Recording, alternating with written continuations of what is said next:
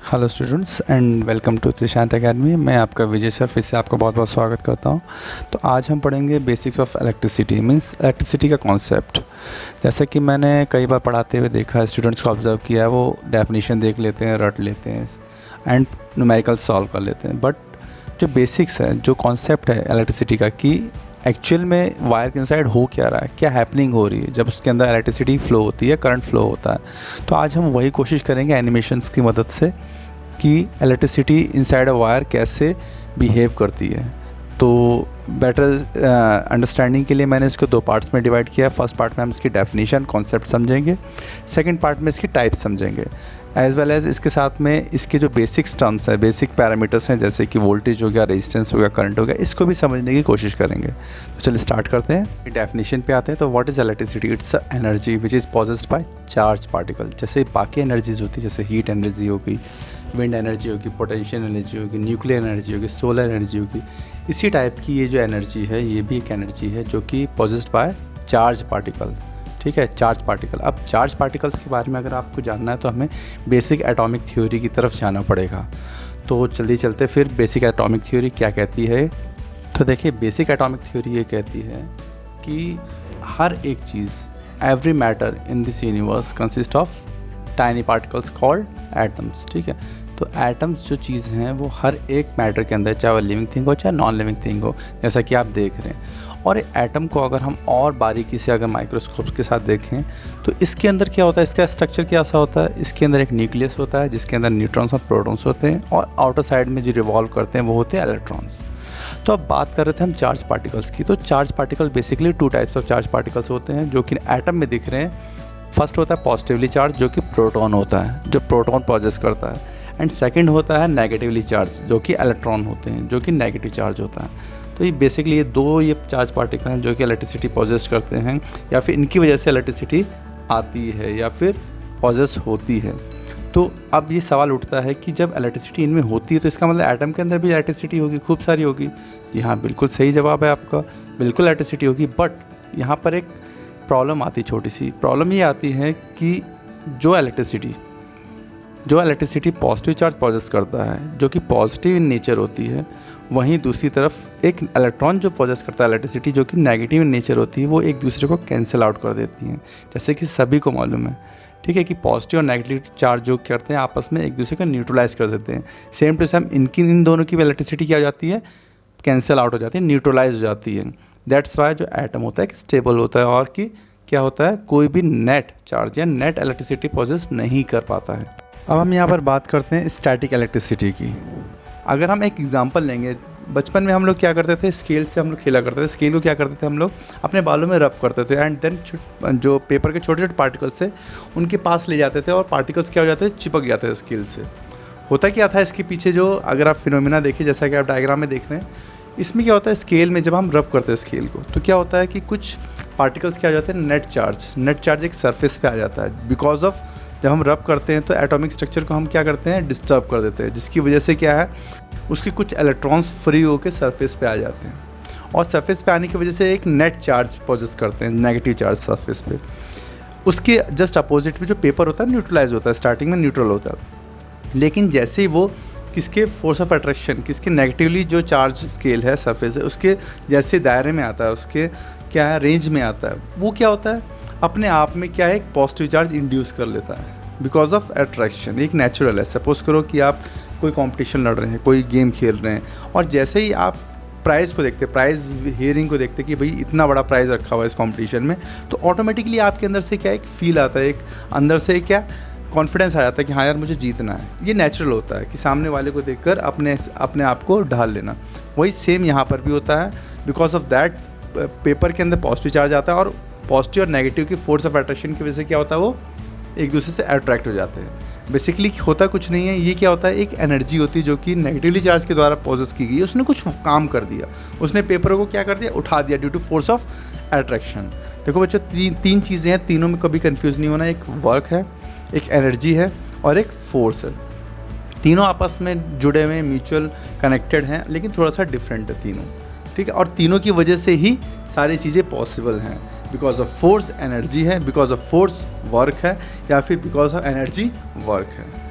ठीक है, तो ये एक एग्जांपल था स्टैटिक इलेक्ट्रिसिटी का। तो स्टैटिक इलेक्ट्रिसिटी क्या होती है? It's energy which is being induced by net charge particle. Net charge particle कौन सा? स्टेशनरी चार्ज पार्टिकल जो कि मूव नहीं कर रहे हैं, ठीक है। ये तो होगी स्टैटिक इलेक्ट्रिसिटी। अब हम बात करते हैं डायनेमिक मीन्स मूविंग इलेक्ट्रिसिटी के बारे में। मूविंग इलेक्ट्रिसिटी जो कि पूरे इस वर्ल्ड को चला रही है, पूरा जो वर्ल्ड है इसी पे डिपेंडेंट है। तो मूविंग इलेक्ट्रिसिटी का अगर हम डेफिनेशन देखें क्या होता है? Moving electricity is what? It's a energy possessed by moving charge particles. Means ऐसे चार्ज पार्टिकल जो मूव करते हैं, उनके मूव करने की वजह से जो इलेक्ट्रिसिटी जनरेट या इंड्यूस होती है उसे हम क्या कहते हैं? डायनेमिक या फिर मूविंग इलेक्ट्रिसिटी, ठीक है। मूविंग इलेक्ट्रिसिटी है। मूविंग इलेक्ट्रिसिटी को अगर आपको समझना है तो हम एक बेस्ट एग्जांपल ले सकते हैं। हम क्या लेते हैं? एक सर्किट लेते हैं जो कि ओपन और क्लोज्ड हो सकता है, ठीक है। इलेक्ट्रिक सर्किट है ये, ठीक है। इसमें कंडक्टर हमने ले रखा है जिसके अंदर एटम्स हैं, सब कुछ है, ठीक है, जो कि एक बैटरी से हमने कनेक्ट कर रखा है। दूसरा एग्जांपल हम लेते हैं एक वाटर पाइप का। एक पाइप है जिसके अंदर पानी भरा हुआ है और ये पाइप क्या है? एक मोटर से कनेक्टेड है। इस साइड में देखिए मोटर है और मोटर अभी ऑफ है, मोटर चल नहीं रही है, ठीक है। तो दोनों का एग्जांपल मैं समझाना चाहूँगा। दोनों सेम टू सेम है और कैसे, किस तरीके से इलेक्ट्रिसिटी कैसे कंसीडर की जाती है और क्या क्या इसमें पैरामीटर्स होते हैं वो हम समझेंगे, ठीक है। तो जहाँ फर्स्ट एग्जांपल लेते हैं, जहाँ ओपन सर्किट है, अभी इसमें क्या है? जो कंडक्टर है, इस कंडक्टर के अंदर इलेक्ट्रॉन, न्यूट्रॉन्स, प्रोटॉन्स हैं। वो सारे इलेक्ट्रॉन्स क्या अपने न्यूक्लियस के आसपास घूम रहे हैं, उनको एक्सटर्नल कोई इफेक्ट नहीं कर रहा, कोई कुछ नहीं है, ठीक है। वो आराम से अपने न्यूक्लियस के आसपास घूम रहे हैं। अब देखिए, जब हम सेकंड स्टेज में हम सर्किट को क्लोज कर देते हैं, जैसे सर्किट को क्लोज करेंगे क्या होगा? Battery is just like a motor. Same to same motor की तरह एक बैटरी होती है। तो हम मोटर की बात कर लेते हैं पहले। जैसे ही हमने मोटर को ऑन किया, मोटर क्या करेगी? एक फोर्स लगाएगी, मतलब एक प्रेशर जनरेट करेगी, ठीक है। उस प्रेशर को हम टर्म करते हैं voltage. That's called potential difference या फिर वोल्टेज, ठीक है। आपने बहुत बार सोचा होगा कि भाई वोल्टेज क्या होता है, क्या चीज़ नहीं होती इलेक्ट्रिसिटी के अंदर, कम ज़्यादा कैसे क्या होता है? तो वोल्टेज कुछ नहीं होता, it's just a pressure possessed by a battery या फिर एक मोटर, ठीक है। एक इलेक्ट्रिक मोटर ने पानी के ऊपर जो प्रेशर एक्सर्ट किया उसको चलाने के लिए, वो प्रेशर ही वोल्टेज होता है इलेक्ट्रिसिटी के कॉन्सेप्ट में, ठीक है। तो यहाँ देखिए एग्जांपल ये है मोटर। इस मोटर ने क्या किया? फ्लो किया, मतलब जैसे ही ऑन हुई इसने एक प्रेशराइज किया, प्रेशर किया किसको? पानी को, और पानी मूव करने लग गया। मूव पूरा पाइप के अंदर, पूरा मूव करते फिर वापस किस में आ गया?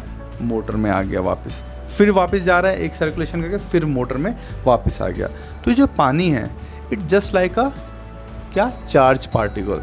चार्ज पार्टिकल कोई सा भी आप ले सकते हो। It either may be positive या प्रोटॉन और इट मे बी नेगेटिव या फिर इलेक्ट्रॉन, ठीक है। तो ये चार्ज पार्टिकल क्या आ रहा है? जब तक स्टेशनरी है, रुके हुए हैं, मोटर चल नहीं रही है, और जैसे ही मोटर चली वैसे ये पार्टिकल्स क्या हुए?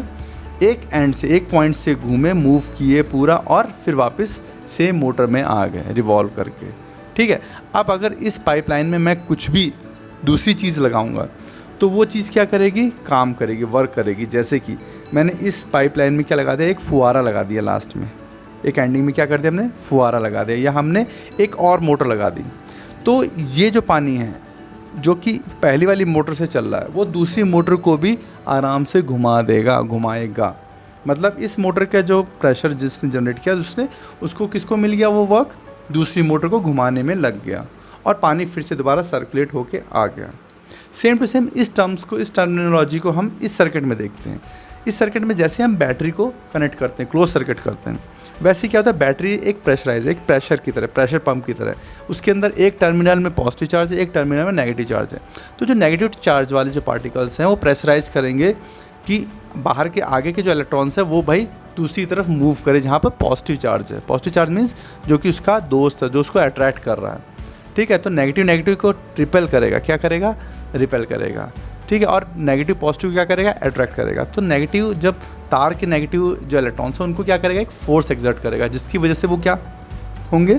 वो अपने इलेक्ट्रॉन्स की पेरिफेरी से या इलेक्ट्रॉन के फोर्स से एटम के फोर्स से क्या हो जाएंगे? फ्री हो जाएंगे। मीन्स आपकी जो एटॉमिक स्ट्रक्चर है उसमें से वो फ्री हो जाएंगे और नेट फोर्स की वजह से आगे की ओर मूव करने लगेंगे, जैसा कि पानी मूव कर रहा था।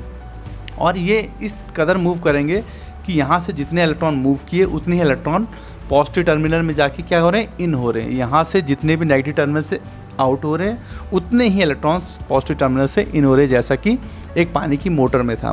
पानी की मोटर से जितने इन हो रहा है, जितना पानी इन हो रहा है उतना ही पानी आउट हो रहा है, क्योंकि मोटर तो खाएगी नहीं पानी को, मोटर क्या कर रही है, सिर्फ उसको पुश कर रही है, पुल एंड पुश कर रही है, एक साइड से पुश कर रही है, एक साइड से पुल कर रही है।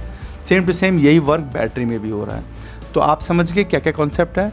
वाटर मीन्स इलेक्ट्रिक करंट या फिर इलेक्ट्रॉन्स, मूविंग इलेक्ट्रॉन्स, यही सेम होता है इलेक्ट्रिक करंट। इलेक्ट्रिक करंट क्या होता है, it's a rate of flow of electrons, means flowing electrons is same as current. तो जो पानी है जो मूव कर रहा है वो करंट होता है, जो पानी को प्रेशर देके उसको बहाया जा रहा है वो होता है वोल्टेज। एंड तीसरी चीज़ आ गई रेजिस्टेंस। अब ये रेजिस्टेंस क्या होता है, देखिए जब पाइप के अंदर पानी फ्लो करता है तो पाइप कभी पतली होती है, कभी मोटी होती है, कभी क्या होती है बहुत सखरी होती है।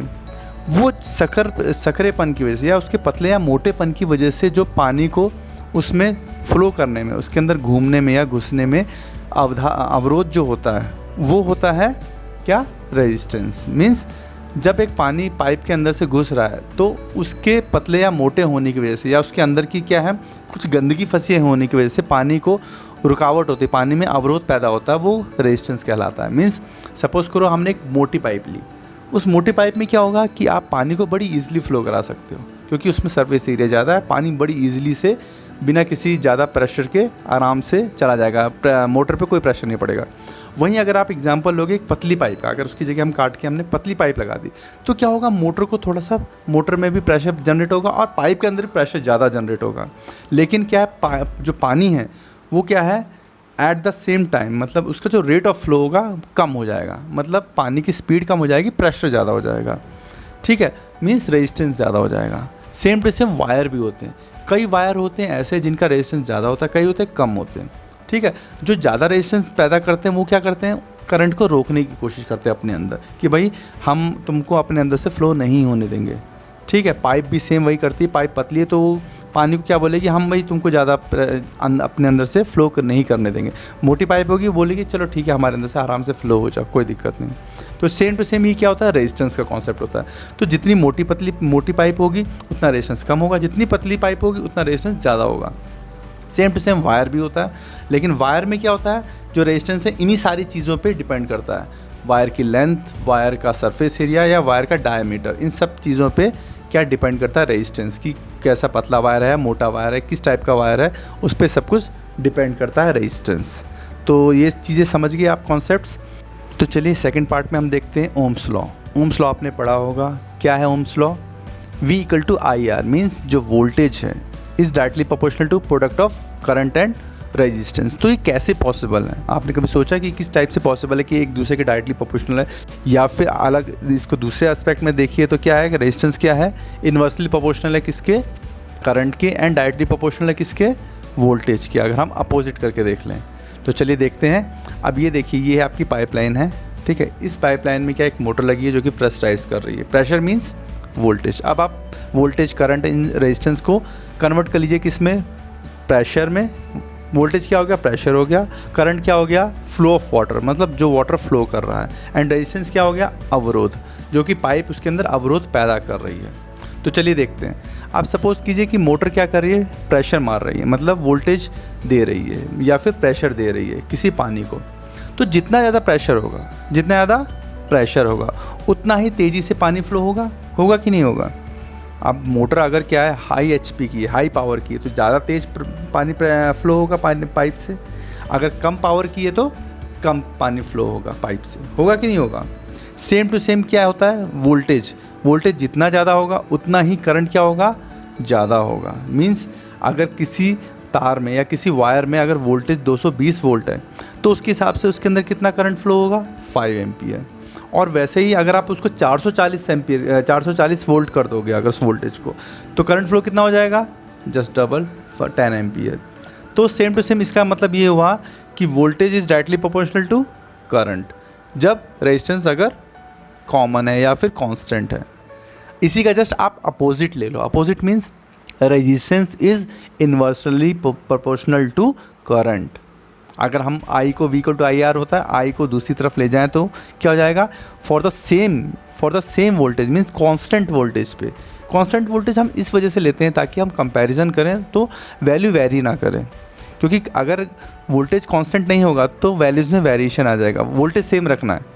ठीक है, तो वोल्टेज अगर हमने कांस्टेंट कर दिया, वोल्टेज को हम भूल गए, अब क्या होगा कि resistance is inversely proportional to current, means जितना ज़्यादा करंट होगा उतना ही कम क्या होगा, रेजिस्टेंस होता जाएगा, या फिर जितना ज़्यादा रेजिस्टेंस होगा उतना ही करंट क्या होता जाएगा, कम होता जाएगा। मीन्स अगर एक पतली पाइप है उसमें क्या होगा, rate of flow of water क्या हो जाएगा, कम होता जाएगा, और जितनी मोटी पाइप है उसमें rate of flow of water ज़्यादा होगा। मीन्स जितनी पतली पाइप मीन्स जितना ज़्यादा रेजिस्टेंस, पतला मतलब ज़्यादा अवरोध पैदा कर रहा है, पतली पाइप मतलब ज़्यादा रेजिस्टेंस, उतना ही पानी कम फ्लो होगा। भाई जाहिर सी बात है, पतली पाइप है तो उसमें से पानी बहुत कम फ्लो होगा, और जितनी ज़्यादा मोटी पाइप होगी जिसका रेजिस्टेंस क्या होगा, बहुत कम होगा, उसमें से ज़्यादा पानी फ्लो हो जाएगा। तो हमारे यहाँ पर ओम्स लॉ है जो एकदम परफेक्टली फिट होता है इस पाइप के एग्जाम्पल से, ठीक है।